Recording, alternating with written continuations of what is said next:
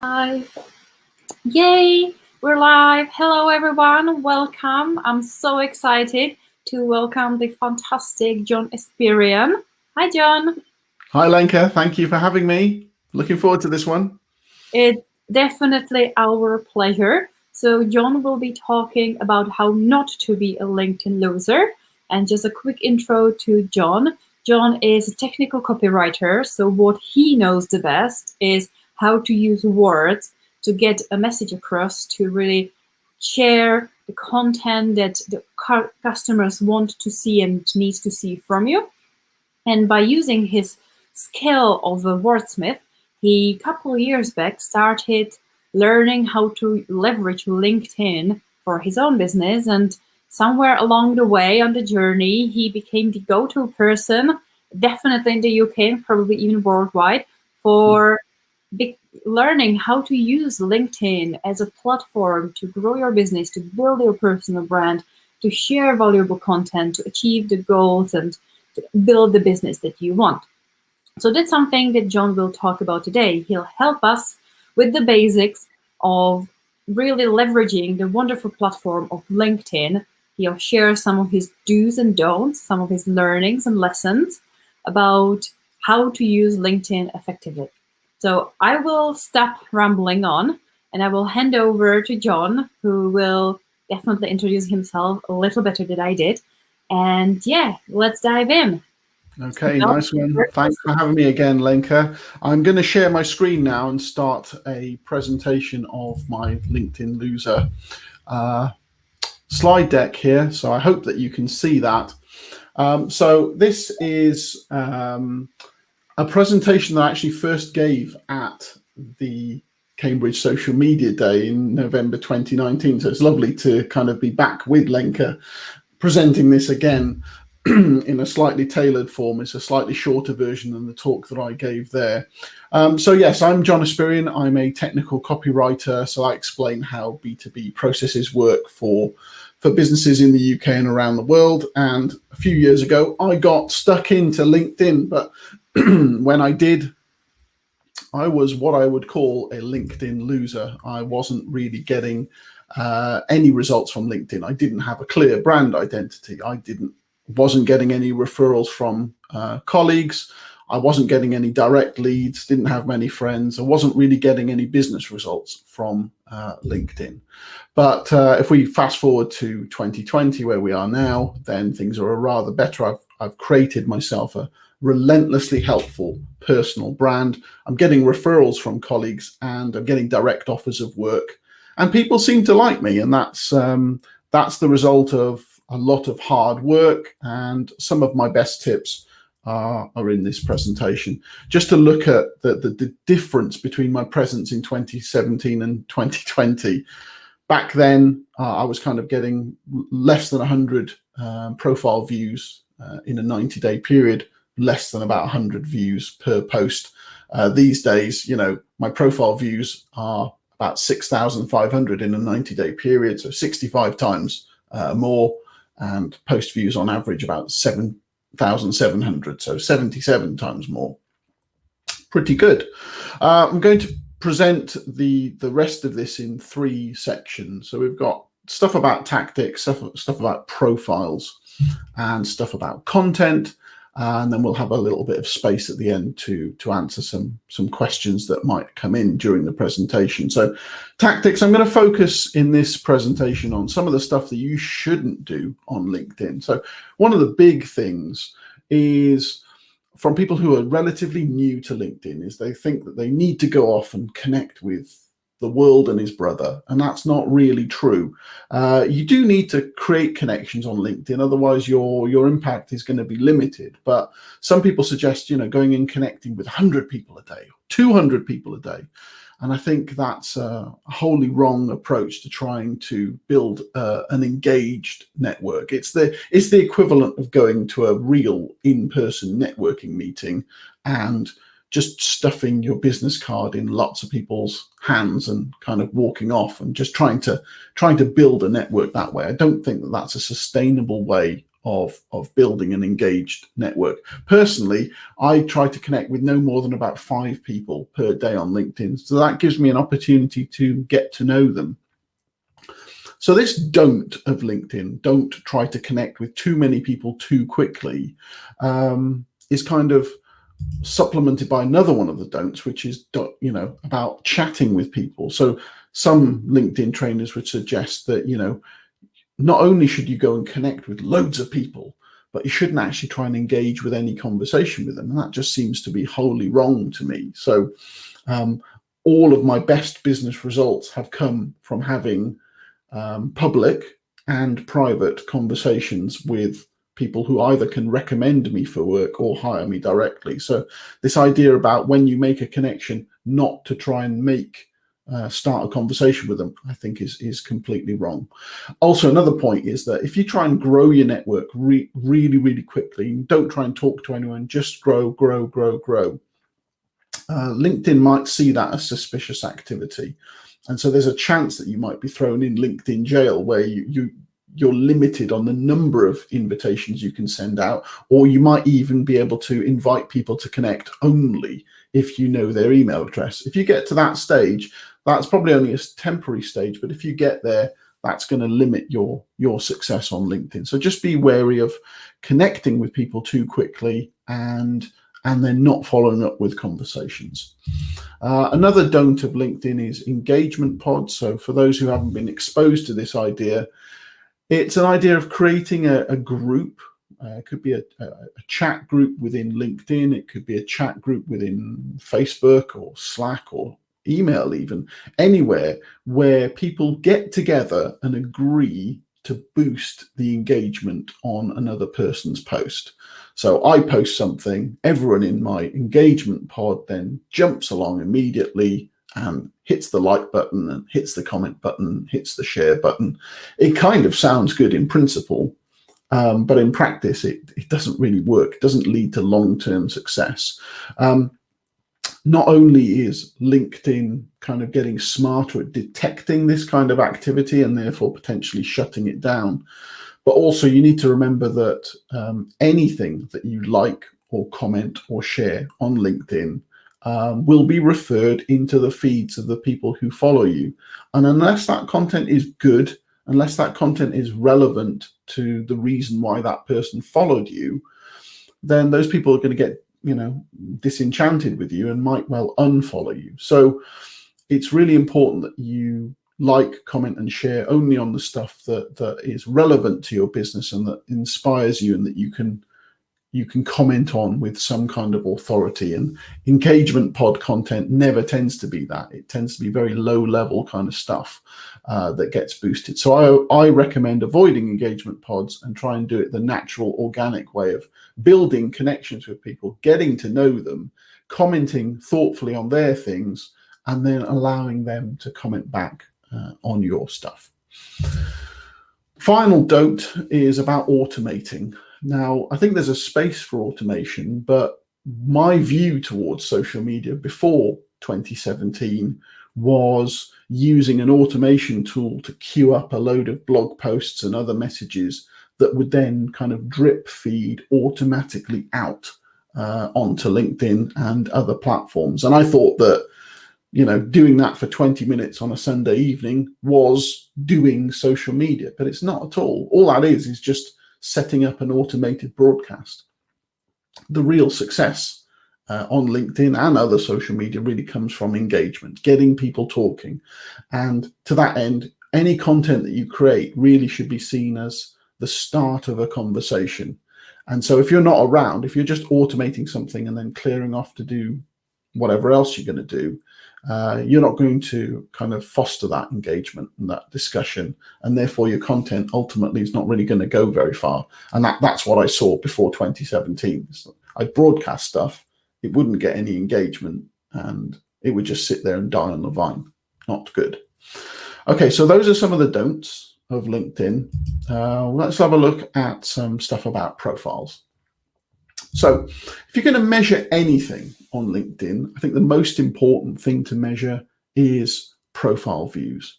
I always say that your content tells but your profile sells. So what you need to do is get more people looking at your profile as much as possible. And therefore, it makes sense that if you're going to track anything, track how many views your profile gets. You can see LinkedIn shows you on desktop and on mobile how many viewers have looked at your profile, and you get a kind of graph that shows, peaks and troughs. And you also get some other information about who's recently viewed your profile. If you've got a free account, as I do, you'll see only 2 or 3 names in that list. If you pay for LinkedIn, you can see a much bigger list of people who've viewed your profile and potentially go and follow up with them. I recommend, if you're going to check this regularly, to bookmark where you see your profile views. So if you go to linkedin.com/me/profile-views, you can quickly get to see how many people have viewed your profile. Now this, along with a few other links in this presentation, are going to be copied in later by Lenka. So don't worry about scribbling them all down if you don't have time to do it right now. They will be provided with the presentation later. Okay, so let's talk about profile headlines. This is one of the most important things when I do LinkedIn consultations with my clients, is very often starts with tweaking their headline because it doesn't quite sum them up properly. Now, the important thing to remember is that on LinkedIn Mobile, only the first 40 characters or so of your headline will be visible if you do a post or if you comment on someone's post. And therefore, although a headline itself can be longer than that, it's only the first 40 characters that are visible, and therefore that's where you need to really hook people in, get people involved and interested in clicking through to read your profile. It's a little bit better on desktop. So if you see someone's post on desktop or a comment from them, you'll see the first 70 characters. But even so, it's still not a lot of space to make an impact. So what I've done is I've come up with a kind of 3-part formula for writing LinkedIn profile headlines. So it's split into 40, 60, and 20 character blocks. Now I came up with this. This is a total of 120 characters because LinkedIn profile headlines used to be limited to 120 characters. In the last couple of months, actually, LinkedIn has changed their rules on that. And so you can now go up to 220. So you've got an extra 100 characters to play with. But this is kind of like, building extra lanes on the motorway and filling it with cars. It's not really a brilliant idea. And especially when you're looking at a headline on mobile, something that is 220 characters can feel like a paragraph of text instead of a short, snappy headline. So although you can go to 220, I kind of think of headlines as being quite elegant if they're limited to about 120. So I'm kind of sticking with this method. So what are these 3 blocks? Well, I talk about them in more detail in my book, Content DNA, but in summary, they're made up of what I call the 3 I's: the interesting section, the informative section, and the intriguing section. So the interesting section, you remember I said earlier that on mobile, there's only the first 40 characters that are visible. So you need to use those first 40 characters to really kind of make an impact and say what it is that you do, what your product or your service does in an interesting way. And in the book, I call that a content DNA statement.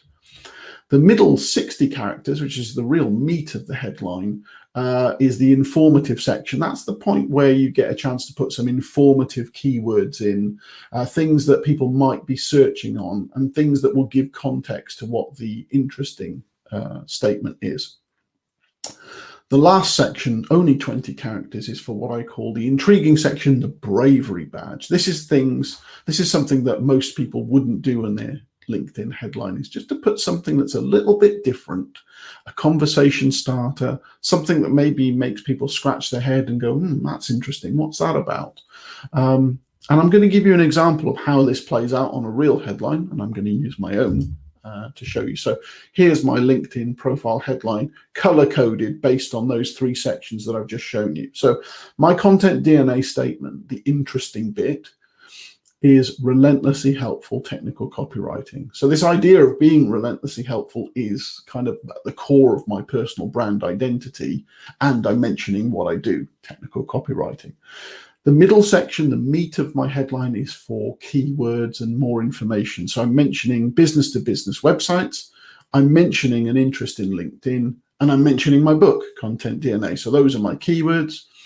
My bravery badge, the final 20 characters, relates to something that's in my book, not a douche canoe. It's meant to be a bit humorous, but sometimes people will start a conversation with me saying, I like that, or what does that mean? It's a good way of breaking the ice, if you like. So that's my headline. So I encourage you to use your 120 characters or up to 220 if you really want, to split a headline in 3 ways like this and kind of cover all of the bases. You tell people what you do, you give them some more keywords, and you say something interesting that starts a conversation. Along with your headline, the other obvious things to get right are the banner image. So that's the image that sits along the back of your LinkedIn profile at the top, and your photo. So by default, you get this blue Starfield banner that sits at the top of your profile, and you'll just have the default gray silhouette. Now, there's all sorts of research that shows that people who present a photo are more likely to have profile views, comments, people wanting to connect with them. I recommend not only doing that, and most people do put a profile photo on, but many people leave their banner image untouched. And to me, that looks like it's someone who's maybe not that experienced with LinkedIn. If you compare that with, here's an example for my own, I've put my profile photo in, and by the way, I try to use the same profile photo on all of my social media profiles and pretty much everywhere, because it's a way of helping people to recognize, yeah, that's me, that's one of John's things. And I've set my banner so that I'm promoting my book. The important thing to remember with your banner is because your profile photo overlays on part of the banner, and sometimes it overlays on the left and sometimes it overlays on the middle, it's important to remember that the very top of the banner is kind of safe space and the right of the banner is safe space. So if you've got something really important to mention in your banner image, put it at the very top or put it on the right. And that's kind of the way I've organized mine as well. The dimensions of your banner, actually, they used to have to be quite specific, but these days, anything that has a 4:1 ratio, so it's 4 times as long as it is tall, any image that suits that will fit nicely as a LinkedIn banner. Okay, so let's have a look at one of the settings that most people don't know about on LinkedIn profiles, which is called People Also Viewed. So when you look at a LinkedIn profile, you might see on the right-hand side a panel that says People Also Viewed, and there'll be a list of photos and names and details there. And what this means is that people who've looked at this profile have also looked at these other profiles. And what that means is that your potential competitors might be in that list. Now, from LinkedIn's point of view, that's a good thing because they're giving you, the main set of information for your profile, but they're giving people other options which might help keep them engaged on the platform. From your point of view, as the person who's hosting this profile, you're essentially giving free publicity to people. And although I'm all about helping other people to succeed, I'd like to be in charge of who those people are, as opposed to having an automatically generated list. And there might be some people in there who are more attractive than me, better educated than me. I don't necessarily want to send my potential clients away to someone else's profile. The good news is you can turn this feature off. So if you go to this URL, linkedin.com/p-settings/browse-map, again, this link will be available later. If you go there, then you've got an option to say, viewers of this profile also viewed, and slide the slider from yes over to no. Here's another thing to consider if you're someone who's going to be creating or is already creating content on LinkedIn, and that's switching to follow first mode. So by default, when you visit a LinkedIn profile of someone that you're not connected with, then you will see a connect button. You can change that to follow. So in other words, instead of someone having to send a request to connect with you and you having to assess that request and decide whether you're going to accept it or ignore it, you can allow people to follow you where there's no action needed on your part. They just click one button and that's it. They're suddenly seeing your stuff in their feed. So that's equivalent to the way things work on Twitter. You go and follow someone and that's it. The other person doesn't need to do anything. Now, it's been getting on for a couple of years since I made a change like this on my account. If you wanted to make that change, you can do so through this link. So it's linkedin.com/p-settings/allow-follow.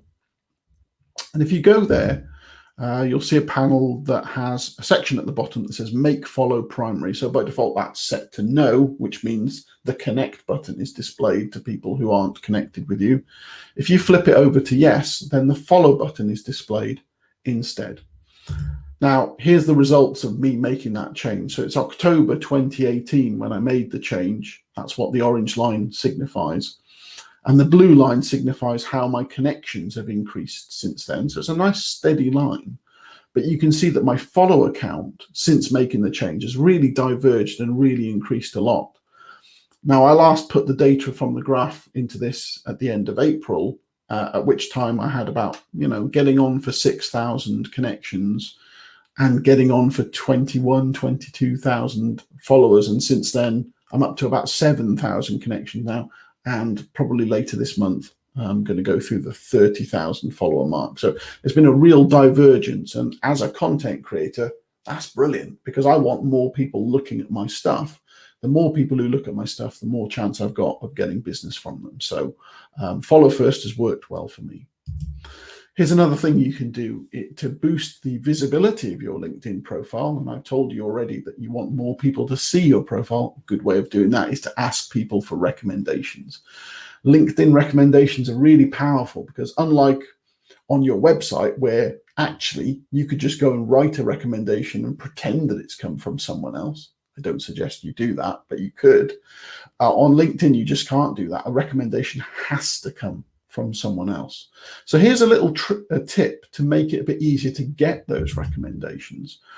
And that is to get your recommendation link. So whenever you go and go to someone's profile and try to recommend them, you'll see that the URL at the top of the screen will change to add /detail/recommendation/right.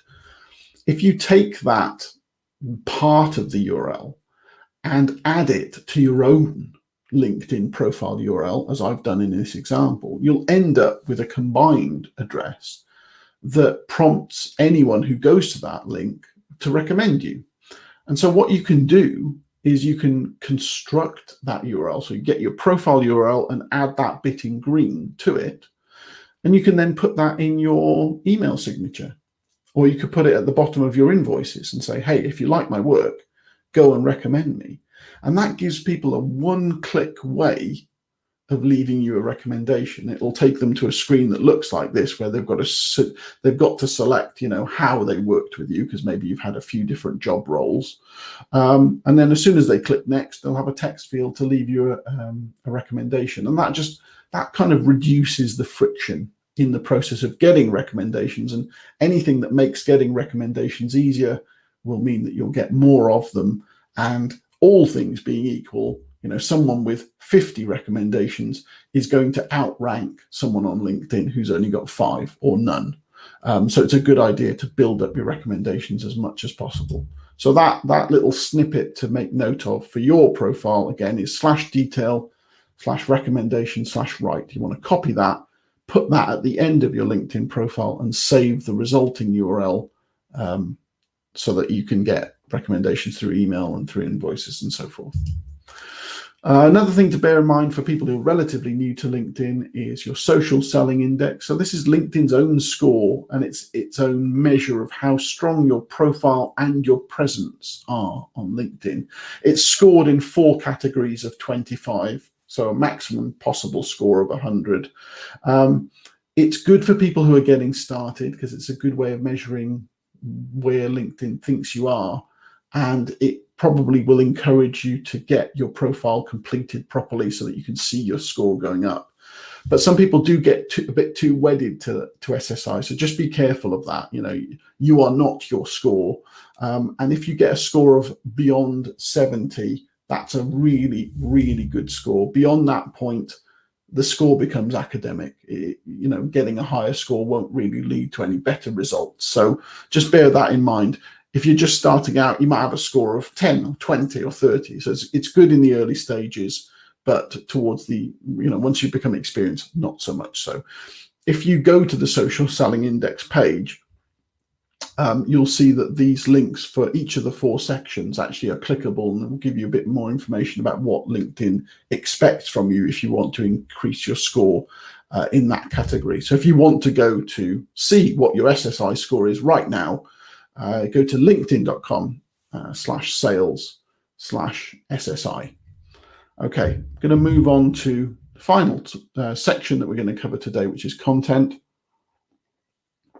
And this is the bit that most people are most interested in, because very often people have done the very basics of LinkedIn. Okay, so a really important thing to remember is to keep it simple on LinkedIn. So this is one of my favorite quotes. It's something that I've mentioned in my book, which is, no one will ever complain that you've made things too simple to understand. It's a very, very common question I get from people who are getting started on LinkedIn is, well, I don't know what to write about. And it starts with keeping things simple and being aware that you're an expert in your subject matter, in your industry, whatever product or service you're selling. You're going to know more about that than your audience will. So there is actually plenty that you could talk about, but in doing so, you need to keep you really need to keep your language simple. And again, there's stuff in the book about how simple language will always beat complex language in terms of influence and trust. So keeping things simple will really help you. That's a kind of broad general statement. If you want to actually see how simple your writing is, a really good way of doing so is to check your flesh reading ease. Now, if you use Microsoft Word, and I'm hoping that most of you do, you can go into the settings of Microsoft Word, and there's an option in there that says enable readability statistics. And if you turn that on, then whenever you complete a spell check, at the end of that spell check, you'll get an extra panel that shows you some other information about the document, like how many sentences you wrote, what's the average length of each sentence, and you'll see your flesh reading ease score. And for business writing, you want to aim for a score of between 60 and 70. That is considered plain English and has a reading age of 13, which might seem very low, but actually that's about right. So a good way of improving is just to see where you are currently and see how low your score is, because it's unlikely that your score is going to be much higher than that. And then see if you can think, well, okay, maybe I should make my paragraphs a bit shorter. Maybe I should make my sentences a bit shorter. Maybe I should replace complex words for simple ones, and see whether your scores go up. So in terms of LinkedIn, if you're writing a LinkedIn post or writing a LinkedIn article, you can actually put those into Word first and then do the check and just see roughly where you're coming in on the flesh reading ease scoreline. Another tip for creating content is to make sure that you use plenty of white space in your content. So LinkedIn at the end of 2019 said it was about 59% of all LinkedIn mobile sessions happening on mobile. And that must have gone beyond 60%, because the figures were increasing at the time. And that means that, if you've got a small form device, even a long sentence can look like a paragraph there. So you want to try and avoid hitting people with big blocks of text. And so white space is really important. Okay, so let's get on to, what are we actually going to create here? Well, what I always recommend to my copywriting clients who struggle with this is, first of all, understand what it is that your potential clients or actual clients are struggling with. What are their problems that you can fix? Look at your email inbox and your sent items folders to see, what questions you've answered one-to-one that you might be able to answer at scale. All of that is great material for content that you put out on LinkedIn. Think about the potential objections to working with you. So if it's a product, why would someone not buy that product? If it's a service, why would someone not take that service? And kind of remember that your biggest competition isn't the person who's doing the same thing as you. It's probably inaction. So it's easy for someone not to spend money on something. So think about why they wouldn't kind of write you a check today, and create content that addresses those things. And finally, people buy into people, so it's really good to create content that demonstrates your personal brand values. So again, I go into more detail about that in the book, but very often, we talk about the know, like, and trust factor. So that the like bit in the middle, that comes down to people aligning their personal values with yours. So if you show those personal brand values in your content, it's a really good way of getting someone to say, yeah, I like that person, I'm actually going to do business with them. I'm going to talk very, very briefly about content marketing. So this is one of my favorite tweets of all time by Kanye West from many years ago. And he said, don't ever try to sell me on anything. Give me all the information and I'll make my own decisions. And I think it's a really good summary of what the essence of content marketing is, which is to, instead of trying to sell directly to people with your content, is to try and make better educated customers, people who understand what your product or service is all about, and then they feel as though they're in full control of making their own decisions. Those kind of people are more likely to buy from you, they're more likely to spend more money from you, they're more likely to remain as customers, to recommend you, to complain less. All the good things with content marketing. So keep this in mind. If we wanted to codify it a little bit more, there are 6 main sections of content marketing topics that are good for creating content for your website and for social media. And these are around the ideas of pricing, of understanding and addressing problems, of reviewing products and services, of making comparisons between one product and another, or one service and another, talking about what the best in class kind of product or service is for your industry, and giving people instructional stuff. So how to do this. And most businesses have got plenty of things that they can cover in all of these topics. If you want to go into content marketing a lot more, this framework originally came from Marcus Sheridan, who wrote an excellent content marketing book called They Ask, You Answer. And there's a 2020 book, which kind of also leans on this topic and goes into lots of other things about personal branding. And that one's by me, Content DNA. So do take a look if you're interested in learning more about what kind of content actually helps. Okay. In the book, I talk about creating content that meets the chair framework. So there's my Bitmoji cartoon sitting on a chair, and I'll just expand that a little bit so you can see it in more detail. So chair stands for challenging, helpful, amusing, interesting, and relevant. And I recommend that for every post that you put out on LinkedIn, try and hit 1 or ideally 2 of these high-level topics. So challenging content could be something where you're sharing an opinion, you're saying something is likely to divide the room. Helpful content, you're providing something that people will want to reciprocate on and say thank you for. Amusing is, content that is likely to be shared.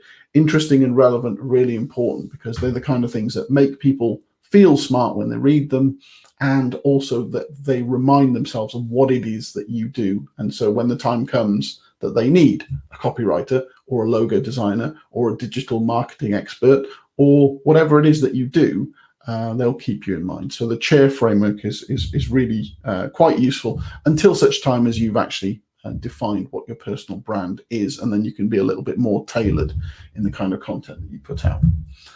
Okay, so post anatomy. So I've got an example of a post that I've written which explains how I write posts. So I'm going to just zoom into that so I can show you this in a bit more detail. So here's one. I always start with an emoji, and then I write something that looks like a short headline, because short form posts on LinkedIn actually are like mini headlines. And it was the tail end of 2019 when Google started to index LinkedIn posts. So there's a chance that if you write something on LinkedIn that does well, it will be ranked on Google as well. People could find you organically through that route. It's important to make sure that the headline isn't just some kind of clickbait. It has to relate to whatever's going to follow in the rest of the post.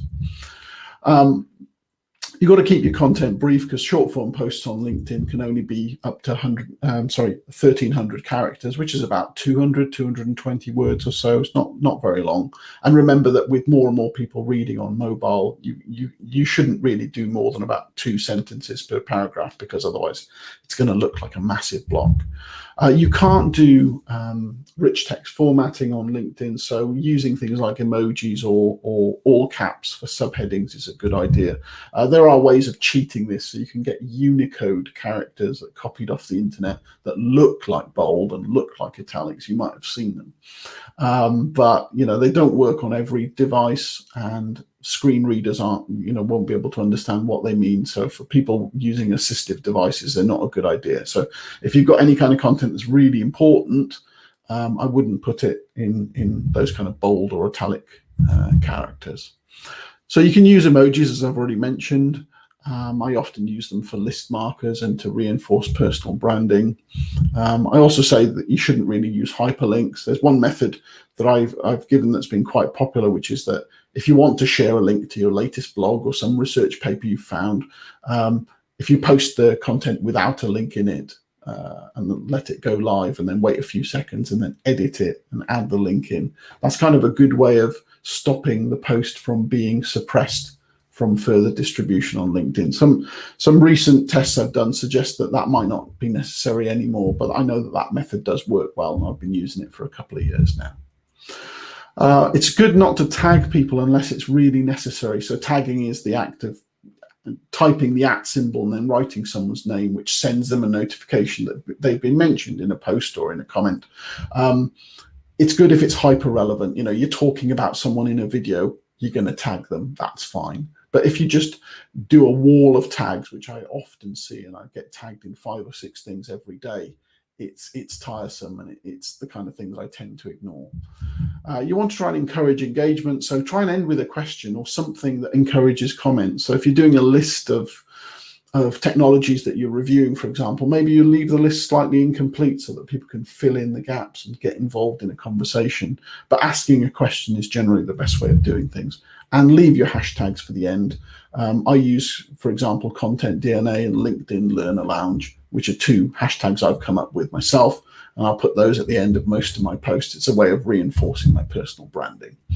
If you include images, then kind of design 101, use the same colors, use the colors that you've defined for your brand identity. If you've got a logo, try and put it in the same place each time. If you've got a brand font, try and use the same font, the same colors, and all of that good stuff.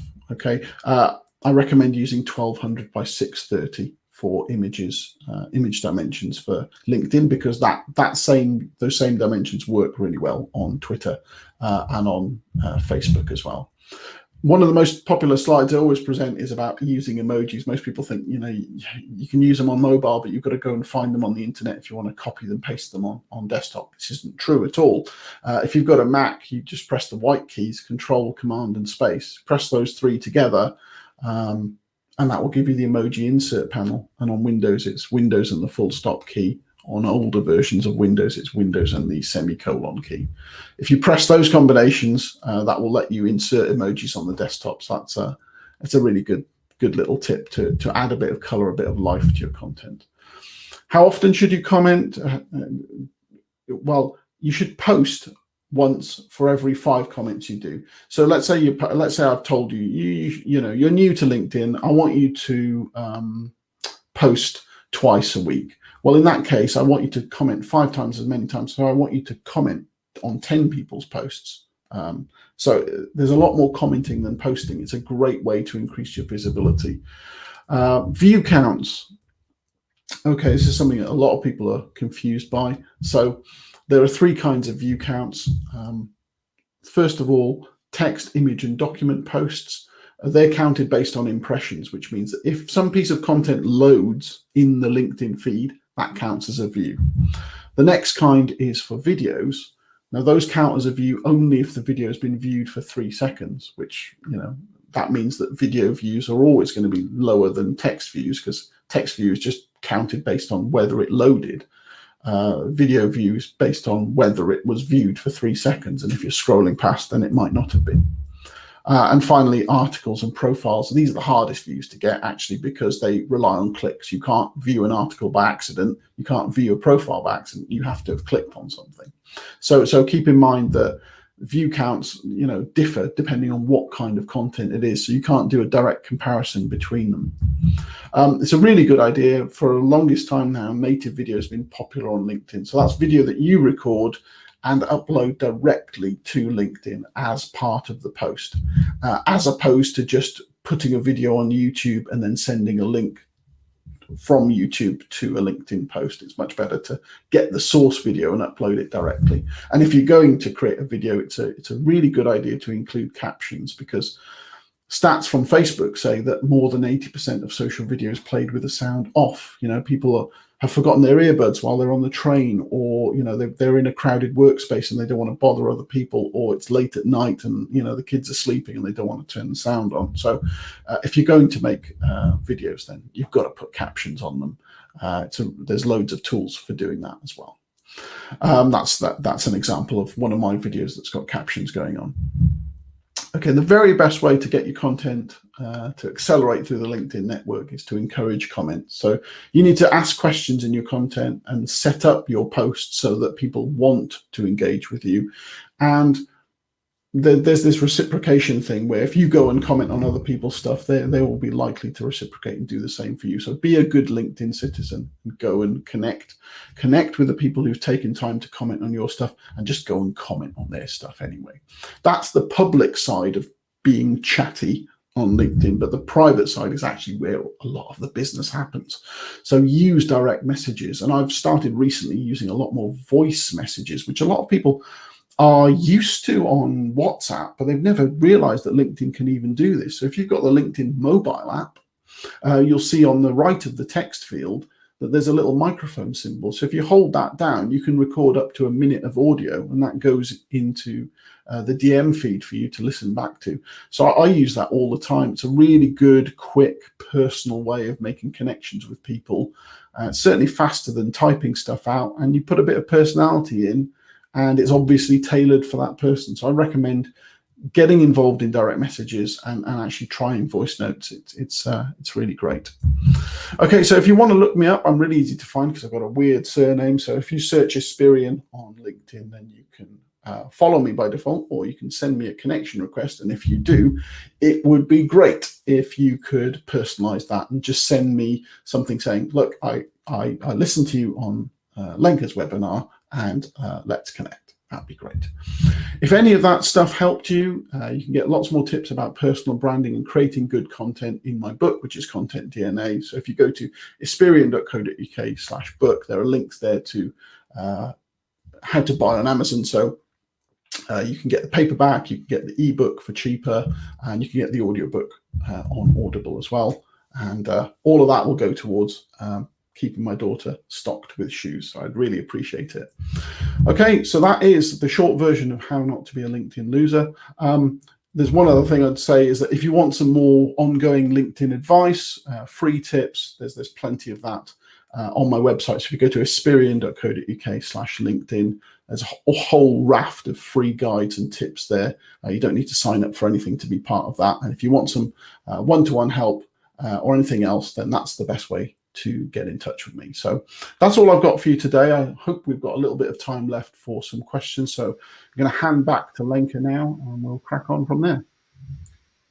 That was amazing. Thank you, John. This was fantastic. So many great comments. You're welcome. A shout out from Nicole. The book Content DNA is brilliant. I can confirm it's just up there on my shelf as well, reading through it. Absolutely love it. So if content marketing engineering is something you want to get involved with, want to learn more, highly recommend John's book. So we have a couple questions. So let's go on with those. Sonia is asking about LinkedIn Live. She said she applied for LinkedIn Live several months ago, but haven't heard anything. Do you have a rough idea how long does it take on average to get approval? I don't know, because I know of LinkedIn trainers who've applied 6 times and haven't got access to it. So I think it's a bit hit and miss. But I know that from one person who applied and then eventually got it the second time, she had to put in a lot of information the second time and give evidence of her having gone live on another platform, and that seemed to be what made the difference. So I would have thought that by now LinkedIn would have rolled this out to everyone, but I think they're probably being really cautious about how much bandwidth this might take up, and so it's still definitely application only. But I guess for the team to be happy to authorize you, they probably want to see some evidence that you've gone live on YouTube or gone live on Facebook before. So if you've got a catalog of those things, I would reapply and send direct links to those things to say, look, here is me in action. Please trust me. But I don't think there's any other way of cheating the system to get on quickly. And I don't think there's an average wait time. Nothing that I know of. I think you just need to convince them that you're right for the gig, and that means you've got to provide evidence. Yeah, I've heard the same. Even though they now announced that LinkedIn Live is available for everyone, they are still asking people to apply. And the same for people who have podcasts for years, who go live on Facebook pretty much daily, who specialize in live video on other platform, and who still haven't been approved for LinkedIn Live. So it's a tricky question where I don't think anyone has a definitive answer. No. We have a very long set of questions from James, so let's start with it. First one, off the back of curate your connections, I recently read that LinkedIn shares your post with only 10 to 15% of your connections in the first instance. Do we know this to be true? If so, it's a good reason to curate. Yeah, okay. Well, I mean, I think the general way that social media algorithms would work is that they'll know that there's no way that they could show your post to every one of your followers, because that would mean that they would be putting out too much content. So it's most likely that LinkedIn works by taking a sample of your following and showing it content to them, and then making a judgment call based on how well those people respond before amplifying it to the rest of your network. I don't know whether 10 or 15% is accurate, but what I would say with pretty much certainty is it's not going to be 100%. So that there has to be some kind of sampling going on, otherwise there'd just be too much. And so yeah, it's certainly a good idea to curate your network as much as possible in terms of who you connect with, but you can't really stop who's following you. You know, anyone could come along and follow you. I suppose you could go and block them if you didn't want them to, but you can't otherwise stop people from following you. So that's another thing to bear in mind. So I can see another question there about turning off people also viewed. So yeah, if you turn it off, it will mean that when you look at your own profile, you won't see that list. You're turning it off for yourself and for everyone. But if you go to other people's profiles who haven't turned it off, you can still see their list. So you're not turning it off globally. You're only turning it off for your profile. So that's good answer for you, James. You can definitely have your cake and eat it too, because it's only for you. And the third part of the question is there a psychology behind why people are more likely to follow than connect? Well, I think a lot of people who don't understand that this is a nice, simple setting to turn on might think that if you're presenting a follow button, that the person presenting that is maybe an influencer who's got that special ability to say, look, I don't want to connect with you, but you can follow me. Now, that's not true, but that doesn't mean that might not be people's perception. And so maybe they're more likely to want to follow you. I'm not sure. But all I can say is that in my own case, it's led to a massive increase in followers. And the good thing about having follow first for me is that when you present people with a follow button, they click on it, they see some of your content. If they go back to your profile a second time, what was the follow button then becomes the connect button. And therefore it's a way of giving people some exposure to you and then still inviting them to connect afterwards. And those people are more likely to be friendly with you and want to do business because they've already had some exposure to you. So I think it's a really good thing to do, but it only makes sense if you're already a content creator. You have to give people a reason to follow you. So if you're not creating anything, there's no point using this feature.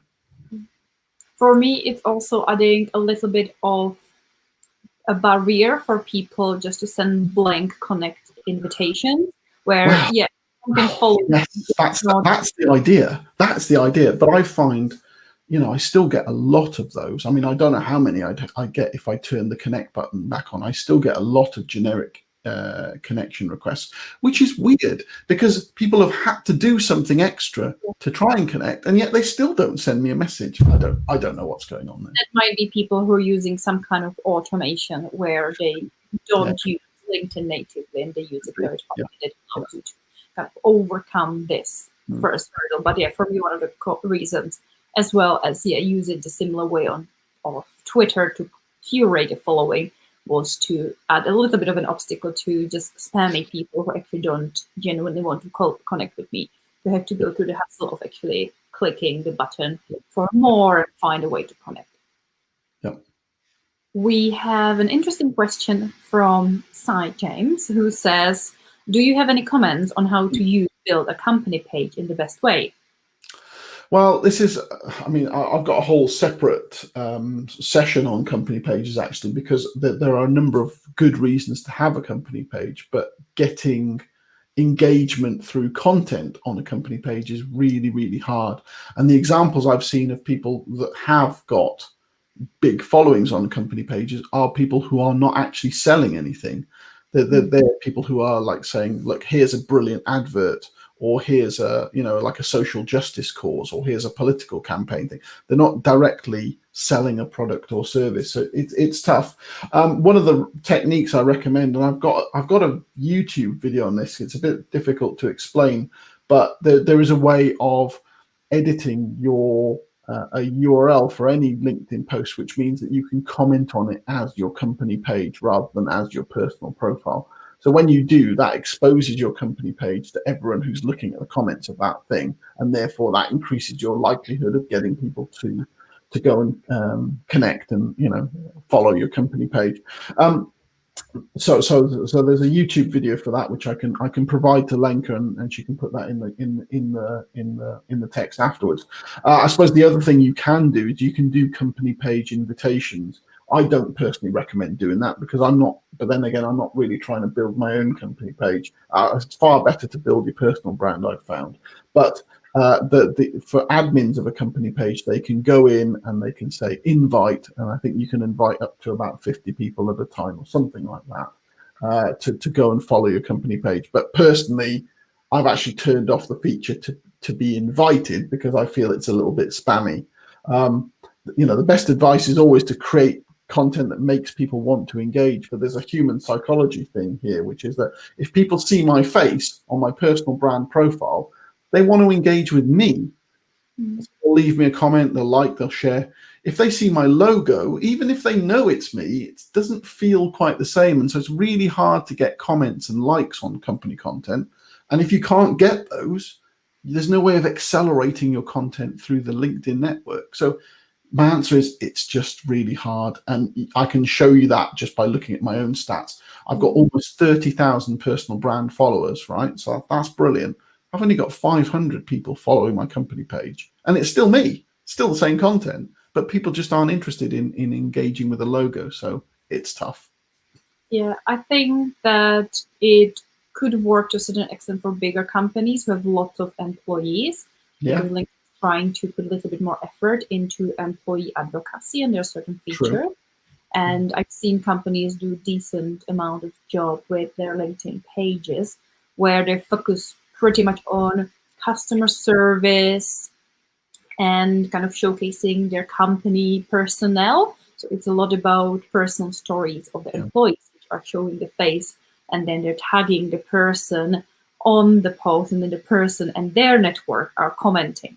So there are certain ways for bigger companies. If you are a small startup, small company, freelancer, entrepreneur, I would say definitely focus purely on your profile. If you're talking about a bigger company with 50 plus employees, let's say, then there might be, a reason for having a LinkedIn page.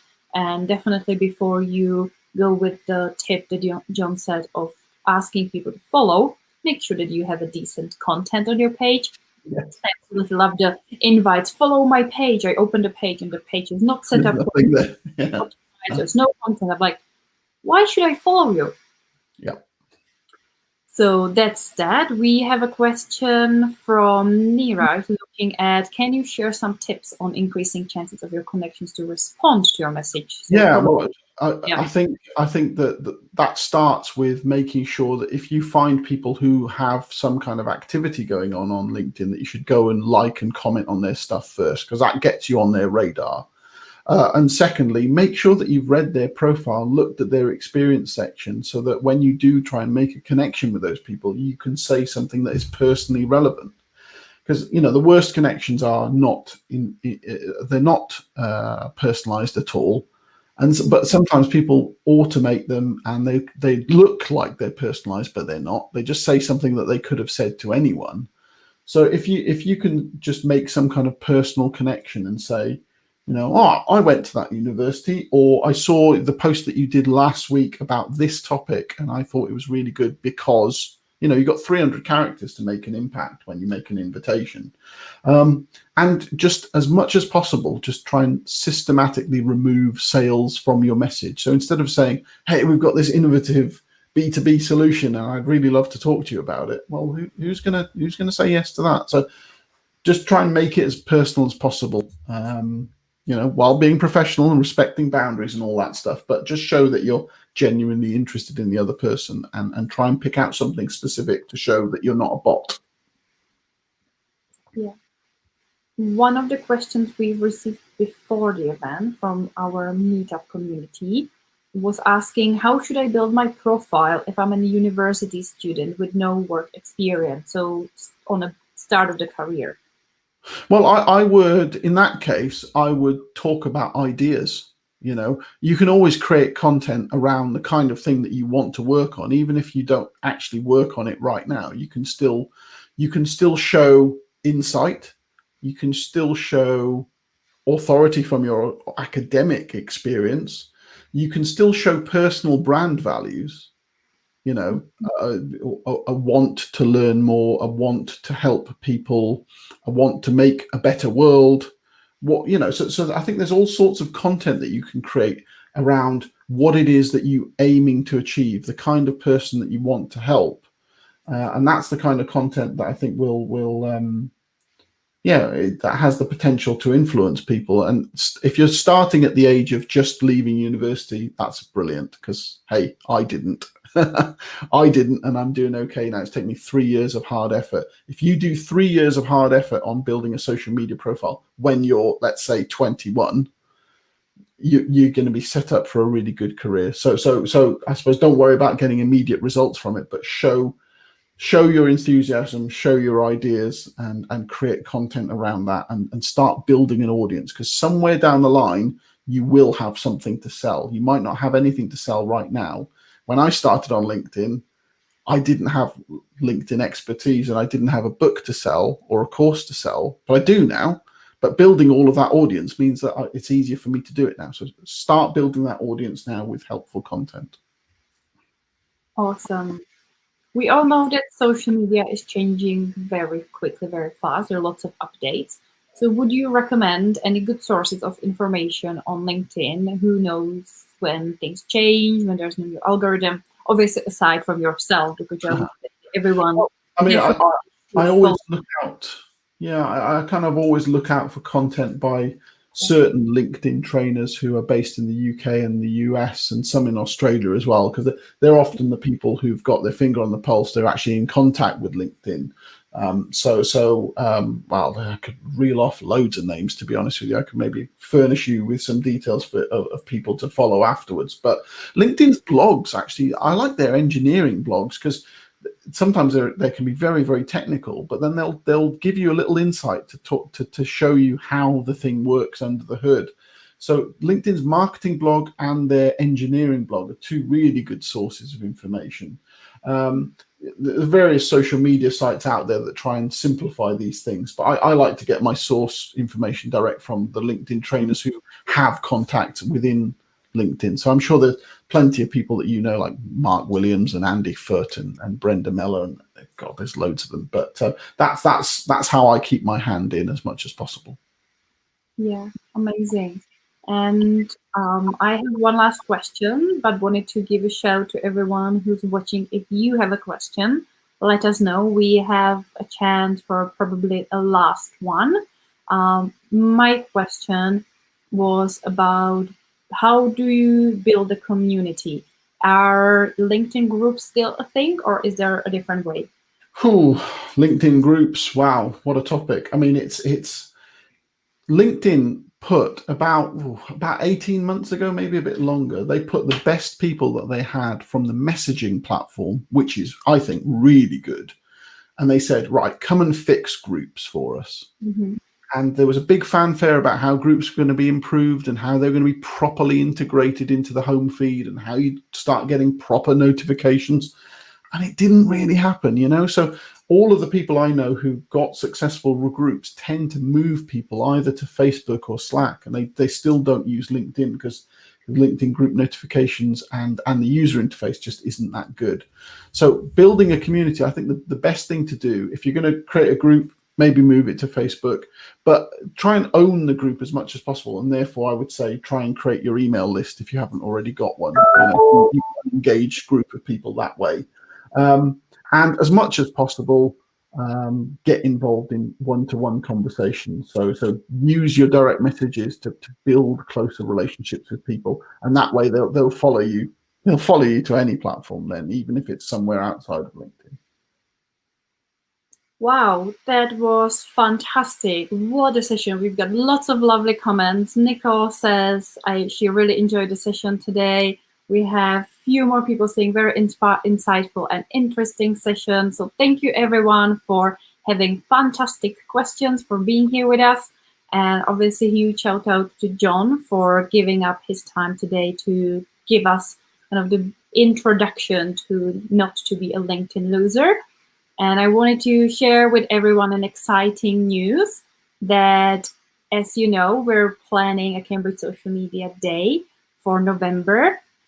And John will be one of our trainers on the 18th of November, and he will be running a LinkedIn workshop, which will go a little deeper into some of the areas that, you know, you can be focusing on LinkedIn to really grow your personal brand and grow your business and everything. So if you loved today's session, you want more of John, then make sure that you grab a super early bird ticket to Cambridge Social Media Day, and make sure that keep an eye on John's session on the 18th of November. And yeah, that's it. Thank you so much, everyone. It was amazing having you here. Thank you, John. You're welcome, Blanca. Thanks again for having me. Cheers. Cheers.